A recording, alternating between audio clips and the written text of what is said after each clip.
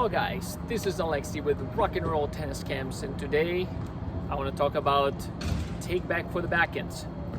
So again, my fundamental belief, I mentioned that when we talked about the forehands, taking it back correctly sets you up for the rest of the swing being correct as well.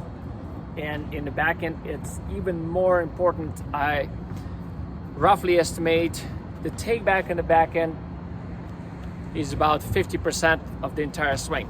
It's incredibly important to take it back correctly. So let's dive right into it, and starting with the grip. So should be a continental grip, although I'm like probably a couple more degrees to the left of the grip. So it's basically continental, but it's not exactly. It's a couple more degrees over. The other hand goes right next to it, not on top of it, and no gap. So it's they touching, not overlapping. So this is not going to be your default. Your default is a forehand. So as soon as you see it's coming to the backhand, you'll shift down and you'll switch your right hand. So again, this is going to be your backhand ready position. So your wrist is going to be all the way up already, right from the get-go. It's in the beginning, so it's different from the forehand. So forehand was, you can see all your strings. As soon as you switch your grip, the ready position in the backhand will be, you'll be seeing your frame instead of the strings. And I'll give you a reason for that in a second. So from this point, you don't need to do the loops. You can, some people add the loop, but on the backhand it's not necessary at all. You can take it back. So the wrist is already up, you just take it back straight. And right here, your right arm needs to be all the way straight, and the wrist is up so that strings are above the grip. So here's your beginning.